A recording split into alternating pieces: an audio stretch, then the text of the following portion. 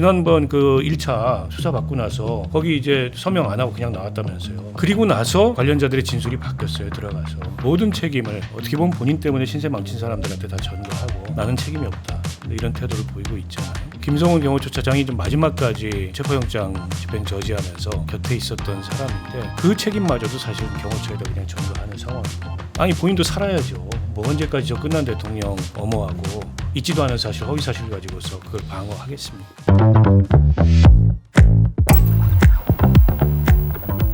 네, 우리 정치 좀 잘 부탁드립니다. 여의도를 부탁해입니다. 오늘 여의도를 부탁해는 김성태 전 국민의힘 원내대표, 박원석 전 국회의원 모시고 얘기 나눠보겠습니다. 어서 오세요. 예, 안녕하십니까?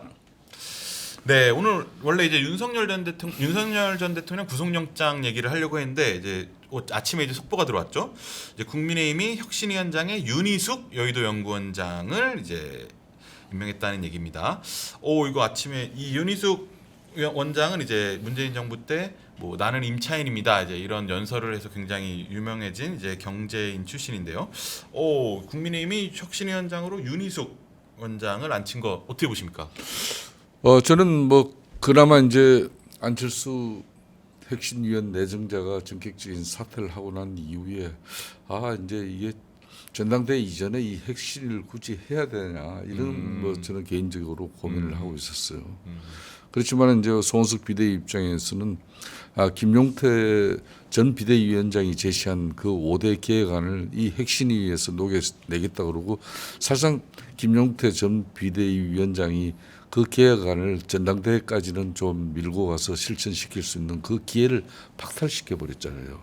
그렇기 때문에 뭐 참 어쩔 수 없이 혁신위는 굴려야 된다, 그런 생각인 것 같아요. 그런 측면에서 지금 이제 국민의힘 뭐 이런 보수 진영 내에서 그래도 혁신과 변화를 통해서 뭐 이런 자정 노력의 소구력을 그나마 국민들에게 일정 부분 그래도 이야기할 수 있는 몇 안 되는 사람 중에 그나마 한 사람을 혁신위원장을 했죠. 그런데 이제 문제는 이 지금 이제 송원석 비대위 체제가 선별적으로 이 혁신위 위원장의 그런 혁신위 논의 내용이라든지 또 그 혁신위 위원 이제 구성까지는 이제 뭐 송원석 비대위 위원장이 이미 다 구성한 그 위원들로 가지고 막 꾸려질 것 같은데, 그런 측면에서의 혁신위의 실질적인 정권을 어느 정도 부여하고 인정하는지가 아마 윤희숙 혁신위의 그런 성과 뭐 결과가 이제 아마 평가될 겁니다. 근데 사실 혁신이라는 게 이제 당 최고위에서 의결을 안 해주면 사실상 이제 할 수 있는 게 별로 없잖아요. 그러니까 역대 혁신위는 거의 용두사미로 다 끝났어요. 그러니까요. 2년 혁신이 가까이. 근데 2005년도에 그때 박근혜 당시 비대위 체제 당대표 시절에 그때 당이 이제 천막 당사부터 해가지고 그때 이제 혁신을 통해서 이제 변화를 추진할 때 그때 홍준표 당시 초선위원에게 혁신위원회 위원장으로서 정권을 부여했어요. 그때 박근혜 당시 당대표로서는 정말 수용하기 어려운 당권 대권 분리 그렇죠. 이런 내용, 그런 걸 조건 없이 다 수용을 해줬거든요. 그렇기 때문에 그 혁신위 정도만 성공하고 그 나머지 혁신위는 별반 성과를 내지 못한 게 현실이죠. 그렇죠. 네, 혁신 얘기는 이제 잠시 후에 다시 나눠보도록 하고요. 이제 저희가 이제 윤석열 전 대통령 이제 얘기로 돌아가 보겠습니다. 오늘 오후 2시 15분이죠. 이제 윤석열 전 대통령의 구속영장 실질 심사가 예정돼 있습니다. 주요 혐의는 크게 5가지인데요. 체포영장 집행 저지, 이제 국무위원회 심의권 침해, 사후 계엄 선포문 작성, 비화폰 기록 삭제, 계엄 관련 허위 공보. 이렇게 5가지가 쟁점입니다. 오늘 윤 전 대통령이 직접 이제 영장 실질 심사에 출석하는데요. 어떻게든 구속을 피하려고 할 텐데 우리 박 의원님 어떻게 보십니까? 그렇겠죠. 지금 5가지 혐의를 말씀을 해주셨는데 그 적용되는 법률적인 그 혐의로 바꿔서 얘기한다면 직권남용 권리행사 방해, 특수공무 집행 방해, 허위공문서 작성 이거지 않습니까? 근데 보통 이제 영장실질심사에서 법원이 주요하게 보는 대목이 범죄가 얼마나 중한가, 그리고 범죄 혐의가 소명됐는가, 증거인멸과 도주의 우려가 있는가, 이 3가지잖아요. 맞습니다. 범죄의 중대성은 뭐 더 말할 나위가 없을 것 같고요. 범죄 혐의 소명의 문제도 관련자들의 조사를 통해서 이제 소명이 됐다 이렇게 네. 특검은 결론을 내린 것 같아요. 네. 특히나 이제 그 특수공무집행 방해 같은 경우에 1차 그 체포영장 집행 당시에 윤석열 대통령이 직접 지시했다라는 게 이제 확인이 됐지 않습니까? 때문에 범죄 혐의 소명에 있어서도 별다른 문제가 없다고 보는 것 같고 네. 결국 이제 증거인멸과 도주인데 여기서 중요한 게 김성훈 경호처 차장 네. 그리고 강희구 부속실장의 진술이 바뀌었다. 그렇죠. 요거를 이제 증거인멸의 우려로 맞습니다. 굉장히 심각하게 특검이 보는 것 같습니다. 특히 김성훈 경호처 차장 같은 경우에는 윤석열 대통령의 변호인단이 입회했을 당시에 진술하고 네. 이분들이 나가고 나니까 진술이 정반대로 바뀌었다. 그렇죠. 이건 결국 피의자를 구속하지 않으면 관련 이제 증인이나 참고인들을 회유하거나 네. 혹은 뭐 협박하거나 어떤 식으로든지 이제 증언을 오염시킬 위험이 있다를 이제 법원을 향해서 설득할 수 있는 주요한 포인트인 것 같아요. 물론 윤 대통령 변호인이나 윤 대통령 본인은 이게 아예 범죄 혐의도 성립이 안 되고 네.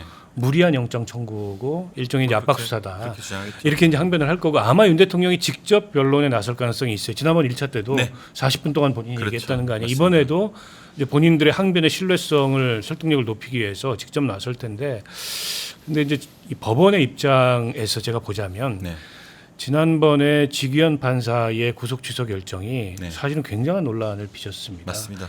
사실은 형사소송법 실무에서 있지도 않았던 예. 그런 시간 계산을 통해서 구속 네. 취소한 것에 대해서 네. 법원이 굉장한 부담을 느끼고 있을 거예요. 그래서 이번에는 아마도 구속에 비중을 두고 심사를 하지 않을까. 물론 이제 그럼에도 불구하고 이게 네. 증거인멸 도주의 우려, 영장실질심사 요건을 엄격히 보겠지만 네. 그런 정치적 부담이 이 법리 외적으로 네. 법원 입장에서 굉장히 크다. 만약 이번에 영장이 기각되면 욕은 특검이 먹는 게 아니고 법원이 먹게 돼 있습니다. 그 점도 그렇죠. 어떻게 보면 영장 발부 가능성을 굉장히 높게 볼 수 있는 하나의 요소다 이렇게 봅니다. 우리 박 의원님은 이제 발부될 가능성이 높다 이렇게 보셨는데 우리 김 대표님은 어떻게 보십니까? 뭐 저도 개인적으로는 물론 지견 뭐 형사 25부의 지견 부장 판사의 구속 취소 결정 뭐 그 자체는 뭐 법원의 뭐 독단적인 뭐 그런 판단이었지만은 결국은 이제 법원도 국민 여론이라는 걸 무시 못하죠. 그러니까 지금 이제 일상적인 형사소송법상의 절차를 가지고 지금 영장 청구가 이루어진 게 아니거든요. 그렇죠. 이 특검이 존속 특검이라는 건 국회에서 또 특검 이 법률에 의해 가지고 지금 네. 이제 새로운 쉽게 말하면 검찰 조직이 하나 만들어진 겁니다. 맞습니다. 거기서 청구하는 이제 이 영장 청구라는 것은 특히 이제 이 김성훈 전 경호처장이라든지 강희구 부속실장이라든지 예. 뭐 그런 사람들이 특히 증거 인멸을 갖다 위한 어떤 실질적인 일들을 했단 말이에요. 네. 그 최종 지시자는 그러면 윤석열 전 대통령이라는 사실이 특검 수사 과정에서 또 이렇게 진술되고 밝혀진 그런 부분이 있고, 그러니까 특검 입장에서도 66페이지의 영장 청구 내용 중에서 16페이지를 갖다가 이건 구금이 왜 필요한지, 네. 그러니까 증거인멸 우려를 그리고 이제 얘기했죠. 중대범죄성 도주 우려까지는 뭐 전직 네, 대통령으로서 그렇죠. 뭐 24시간 언론뿐만 아니라 국민들도 다 지켜보고 있으니까 그렇죠. 어렵다 하더라도 네. 실질적으로 뭐 가령 김성은 뭐 전 경호처장 같은 경우는 그 변호인이 또 윤석열 대통령 측 변호인하고 중첩되는 그런 부분도 그렇죠. 있죠. 그렇죠. 이런 부분이 다 특검에서 소상하게 이렇게 내용을 밝혀준 것은 보는 거. 결론은 법원에서 이 증거 인멸 우려 이거 어떻게 할 거냐. 네. 당신네들이 그거 판단해야 된다. 그리고 이 부분이 내란죄만 중대한 게 아니다. 네. 특수공무집행 체포 저지에 관한 이 부분도 네. 법치를 갖다 훼손시킨 그런 부분에 대해서 중대한 범죄인데 이걸 당신 법원들이 어떻게 볼 거냐. 네. 그리고 증거 인멸, 뭐 비아폰 사용의 어떤 이런 그렇죠. 삭제 지시, 뭐 네. 이런 것들 이런 걸 다 통틀어 보는 거거든요. 이번에 특검의 영장 청구는 이거는 구속을 위한 영장 청구였다 해도 저는 가능이 아니라고 봐요. 네, 두 분 다 이제 구속 쪽에 좀 무게를 두신 것 같아요. 근데 이제 그 구속영장이 이제 언론에 사실 다 공개가 됐잖아요. 사실상 이제 기사를 통해서 이제 원래 저도 법조팀을 해보면서 이제 구속영장 구하는 게 정말 어려운데 이제 특검팀은 이제 윤 전 대통령 측 변호인이 이제 유출했다. 뭐 이제 그러면서 형사 처리를 형사 처리든 엄정 처벌이 하겠다 이렇게 입장이에요. 근데 이제 윤 전 대통령은 피의자인데 이제 이걸 영장을 흘렸다면 어떤 의도라고 보세요?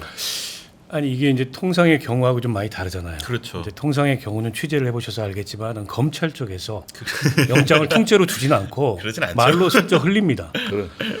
근데 피의자는 사실 자기한테 불리한 내용이 거기에 가득한데 그러니까요. 그거를 왜 통째로 언론에 흘렸을까 좀 납득이 안 돼요. 그렇죠.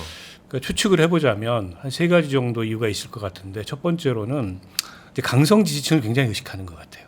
그래서 이렇게 특검이 무리한 사실로 대통령을 엮으려고 한다. 그래서 강성 지지층을 좀 격발시키기 위해서 그걸 일부러 언론에 흘려서 보도되게 했다라는 게 지금까지 윤 대통령 측 변호인들이 보인 성향이나 태도로 봤을 때 가능성이 저는 상당히 있다고 보고요. 이제 두 번째로는 그냥 언론과의 관계에 그냥 익숙해져 있는 거죠. 네. 그래서 친한 기자가 달라고 하니까 말로 적당히 정리해서 주면 될 거를 네. 그냥 저는 통째로 넘겨줬다고 생각을 하고요. 세 번째로는 그와 연동돼서 저는 윤 대통령 변호인들이 내란 사건이라 하는 이 중대 사건의 전직 대통령을 변호할 만큼 유능하지 못하고 굉장히 무능하다고 생각합니다. 그러니까 이분들이 예. 법률적 대리인이라기보다도 정치적 대변인 역할을 자꾸 하려고 하는 것 같아요.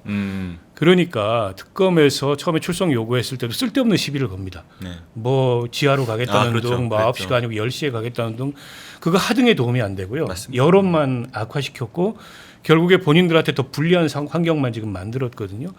근데 헌재에서 그 변론할 때부터 일관돼요. 그 변호인들이 보이는 모습이. 그래서 윤 전 대통령이 물론 그 변호인들하고 거의 생각을 같이 해서 네. 그런 이제 의사를 변호인들이 대변해가지고 그렇게 하는지는 모르겠는데 네.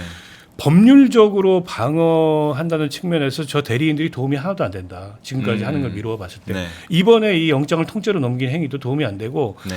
오히려 이제 특검에서 강하게 역공을 했잖아요. 그렇죠. 이거 뭐 개인정보보호법 위반이고 네. 여러 가지 그 불순한 정치적 의도가 담겨 있기 때문에 수사하겠다. 그걸 지금 자초하고 있어요. 이게 물론 영장실질심사의 고려 대상은 아닙니다. 그러나 앞서 그렇죠. 우리 김 대표님도 말씀하셨듯이 여론을 지금 법원이 의식하지 않을 수가 없어요. 근데 이 여론에 별로 좋지 않은 영향을 미치거든요. 네. 그래서 왜 이렇게까지 무리하면서도 무능한 모습을 보일까 좀 이해하기가 어렵습니다. 그렇죠. 그리고 이제 저희가 또 눈여겨볼 점이 윤 전 대통령 복심들의 변심입니다. 아까 이제 말씀해 주셨는데 이제 뭐 김성훈 전 대통령 경우 차장 이제 뭐 관저 이제 체포 작전을 저지하는데 이제 앞장섰고 이제 이분이 이제 윤 전 대통령에게 유리한 진술을 하다가 이제 변호인단이 아까 말씀하신 대로 나가면 뭐 이제 인정하는 증언을 내놨다고 하는 보도가 나오고 있습니다. 그리고 이제 개헌 문건 사후 결제 이제 관여했던 강희구 전 부속실장 여기도 이제 윤 전 대통령한테 이제 유리한 증언을 했다가 바꾼 상황이에요. 이 두 사람 이제 원래는 이제 복심 중에 복심이면 보통 이제 아시겠지만 뭐 이제 검찰 수사를 받으면 끝까지 입을 다물고 이제 이런 게 일반적인데 그렇게 유리한 이게 말을 바꾸고 있다. 이게 어떤 배경으로 이루어지는 일들로 보시나요? 저는 윤석열 전 대통령 같은 경우는 오늘 아침에도 뭐 일간지에 이제 김용태 전 비대위원장의 네. 그 기자회견 그러니까 인터뷰 내용이 이제 기사가 됐습니다만 정말 나쁜 사람으로 평가를 해요. 그 35세 약간 청년 비대위원장이 그러니까 우리 당을 뭐 이렇게 탈당하기 과정까지 네. 그리고 탈당하지 않기 위해서 자신을 또 압박하는 그런 대통령의 그런 몰지각한 그런 행위들 네. 뭐 이런 걸 다 소회를 밝히는데 네.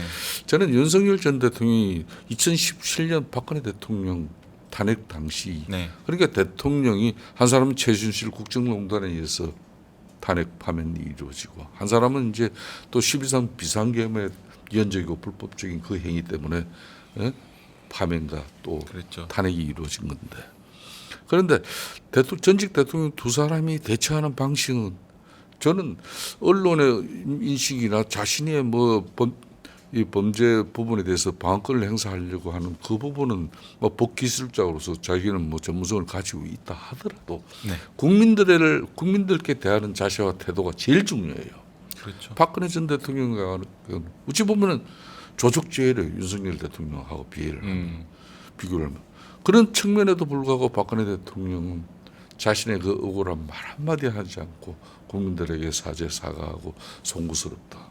고개 숙이고 그리고 거의 오전 가까운 옥고를 치르면서도 예? 결국은 그런 모습들이 국민의힘도 또 자정 노력을 통해서 변화쇄신하면서 예? 심지어 박근혜 그런 전 대통령을 제명까지 시켜서 출당을 시켰어요. 그러고 자정의 노력을 만들어서 지난 3년 전에 윤석열이라는 사람 대통령을 만드는데 지금 윤석열 전 대통령의 이 처신은 보수를 영원히 괴멸시키고자 하는 그 이상 이하의 행동도 아니에요. 그런 측면에서 이제 김성훈 전 경호처장 같은 경우도 경찰에서 4번쯤 이제 영장 청구를 했지만은 물론 검찰을 통해서 했지만 다 각하됐죠. 기각됐단 말이에요. 맞습니다. 그렇지만 특검은 이거 다르구나. 특검은 국민의 뜻에 의해 가지고 대의기관인 국회에서 특별 또 법률을 만들어 가지고 이 특검을 통해서 자신의 인신 구속이 또 이루어질 수 있다는 이기감이 있어요.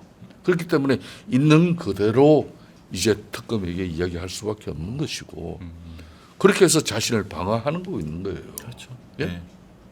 그런데 윤석열 전 대통령은 여전히 자신을 지켜주려고 끝까지 그 경호 인력에도 책임을 전가하고 또 뭐 강희구 부속실장 같은 경우 자기 뭐 대검 그때 중수가에 있을 때 네. 그 데리고 있던 수사관 아닙니까? 맞습니다. 그런 친구한테 여전히 그냥 책임 전가해버리고 나머지도 군 뭐 사령관한테도 그럼 자기가 책임지겠다는 거 하나도 없잖아요.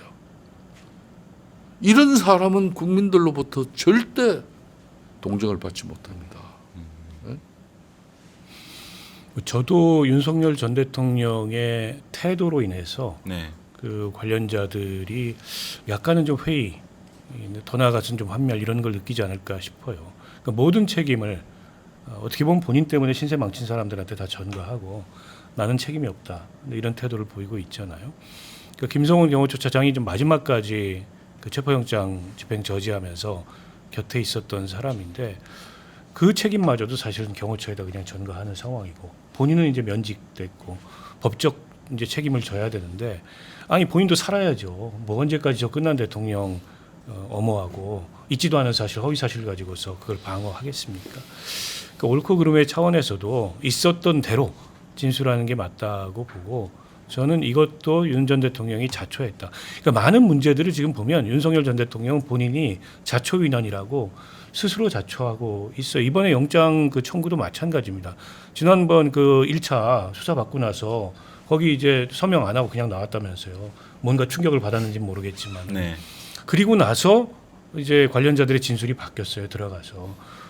결국 이제 그 진술 바뀐 게 결정타가 저는 됐다고 보고 특검이 3차 소환할 필요도 없이 바로 영장 청구해야 되겠다라는 결정적인 이 판단을 제공했다고 보거든요. 그래서 저는 지금도 윤 전 대통령이 최소한 자기가 했던 행위에 대한 전직 대통령으로서의 책임을 느껴야 된다. 그렇지 않으면 주변에 있는 사람들 다 불행해지고 결과적으로 본인도 불행해진다 생각합니다. 네, 두 분이 참 의견이 비슷하고 일치하시는 것 같아요. 근데 이제 또 사람도 세간의 관심은 이제 윤 전 대통령이 뭐 구속이 만약에 되거나 안 되거나 정장을 청구했으니까 이제 다음 타겟은 이제 또 한덕수 총리가 되지 않겠느냐 뭐 이제 이런 분석도 나오고 있어요. 한 전 총리가 이제 계엄 당일에 이제 선포문에 이제 앞에 그 서명을 안 했었는데 이제 계엄 후에 이제 선포문의 앞에 표지를 만들고 거기에 나중에 서명을 했고 근데 이제 그 다음에 그거를 폐기하라고 요구했다. 뭐 이제 뭐 이런 게 골자인데. 두 분 어때 한덕수 전 총리한테도 뭐 구속까지 칼날이 들어갈지 어떻게 보십니까? 저는 상당히 이제 한덕수 전 총리 같은 경우도 윤석열 전 대통령하고의 나름 본인은 헌재 재판 과정이라든지 뭐 여러 가지 또 국회에서 또 대국민 뭐 답변을 통해 가지고 일정 부분 윤석열 전 대통령이 선을 끌려고 했지만은 뭐 CCTV라든지 그동안 또 이제 대통령 부속실이라든지 또 국무회의 과정에서의 그런 모든 부분에 장관들의 진술까지 이렇게 더해지면은 이게 윤석열 전 대통령과 한덕수 전 대행과의 그 관계는 결국 끊지 못한 그런 사실들이 구체적으로 드러나고 있죠. 그렇기 때문에 그러니까 이제 문서를 폐기하려고 한 그런 부분도 실질적으로 나중에 이걸 윤석열 전 대통령과 그게 범죄 사실로 연결되지 않는다면 굳이 강희구 전 부속실장에게 사후 그러니까 계엄선포본에 국방부 장관과 그리고 총리의 서명이 필요하다. 그걸 갖다가 결국은 총리 자신이 강희구 부속실장한테 지시해서 대통령이 그걸 수용하고 이런 결과로 됐잖아요. 네. 그런 부분에 대해서는 책임이 이제 피할 수가 없는 것이죠.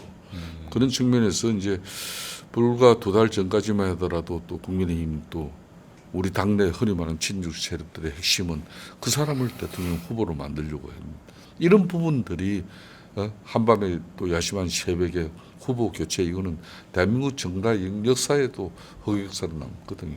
이런 부분이 그런 한덕수 대행을 위해서 그랬다 이러면은 국민적 지탄은 더 높아질 수밖에 없죠. 참 이런 부분이 안타깝고 참 참담한 심정이 들죠. 정말 한덕수 대행이 윤석열 전 대통령의 그런 오판에 대해서 팔걷어 붙이고 총리로서 정말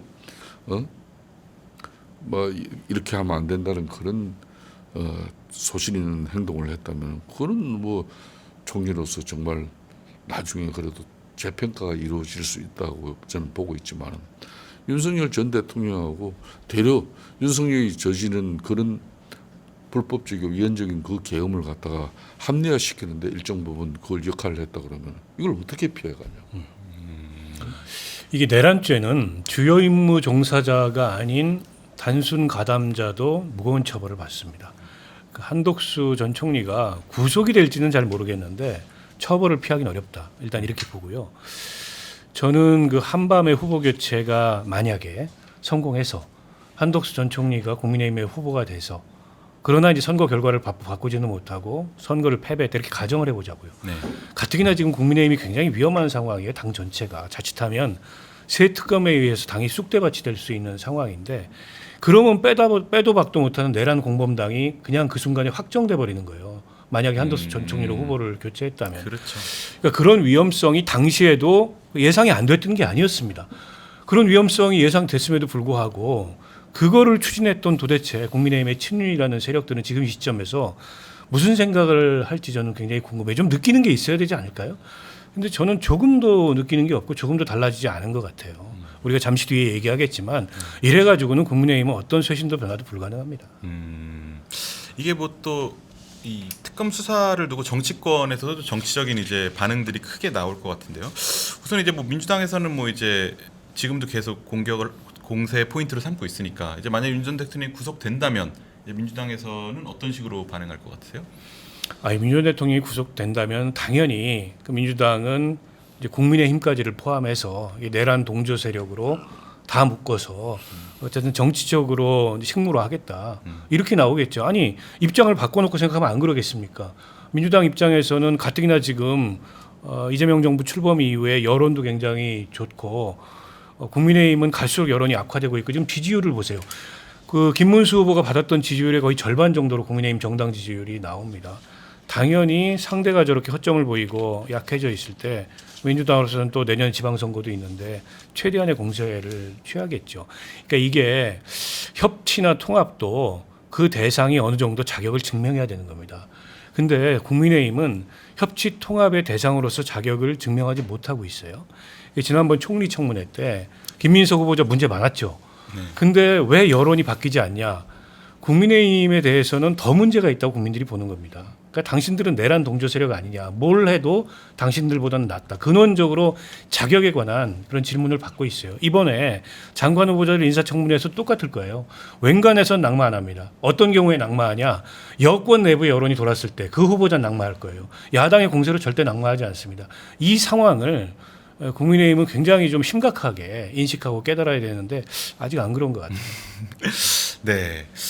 아무래도 이제 뭐 국민의힘 입장에서가 더 클 것 같아요. 윤 전 대통령이 살아 돌아오든 구속되든 어느 쪽이든 사실 이게 쉽지 않은 상황인데 어떻게 김 대표님 어떻게 보세요? 그러니까 이제 서울중앙지법의 직연 부장 판사의 그런 구속 취소 결정에 따라서 윤석열 전 대통령은 자신을 구속으로부터 방어해내 가지고 자유인의 몸이 되고 나름 이제 방어권을 행사해서 뭐 지금 현재 민주당 정치 세력들이 일방적으로 이걸 내란 프레임을 씌웠다 이렇게 생각하지만은 그렇지만은 헌재 파면 결정이라는 이 헌법적 판단이 있었거든요. 그러면은 국민의힘이 헌재 파면 결정 이후에는 그러니까 부단한 당의 변화와 쇄신 노력을 통해 가지고 이 자정 노력을 통해서 당이 새롭게 보수의 본산으로서 국민의 기대에 저버리지 않는 그런 엄청난 변화를 만들어내야 되는데 되려 그런 것 때문에 여전히 윤석열 전 대통령의 측근 쉽게 말하면 호가 호의 세력들이 당의 지배력이 공고해요. 이 사람들이 스크럼을 지금 짜고 있는데 그 스크럼이 풀어지지가 않아요. 거기에 이제 보안해동하고 올라타서 일정 부분 자신의 정치적 우리 당내 입지를 구축하려고 하는 사람 또 원내에서 어떤 기반을 또 확보하려고 하는 사람 그런 사람들이 또 자신의 정치적 이익을 또 도모하려고 하니까 그 세력들 위에 그 세력들 말에 그냥 동조를 하게 돼요. 그러니까 이게 변화가 되지 않는 거예요. 자 그렇다면은 국민의힘 그러니까 이제 안철수 비록 혁신위원장 내정자가 뭐 15분 천하였지만은 그것도 뭐 약간의 미숙함이 있었죠. 그렇지만 안철수는 분명히 국민의힘 내부의 인적 청산이 먼저 이루어져야만이 국민들이 이 제1야당 국민의힘이 정말 윤석열 12.3 비상계엄의 불법 위헌적인 그런 오판에 대해서 정치의적 책임을 다하고 있는 정당이구나. 저런 또 아픔이 있는데도 저 고통을 감내하고 있구나. 그렇게 해서 다듬어지고 새롭게 변화된 그 당에서 이 장관 청문을 통해서 교육부 장관은 그렇게 제자 학위 논문을 갖다가 논문 표절을 한 그런 사람이 어떻게 딴 자리도 아닌 교육부 장관이 됐냐? 이는 당장 낙마시켜야 됩니다.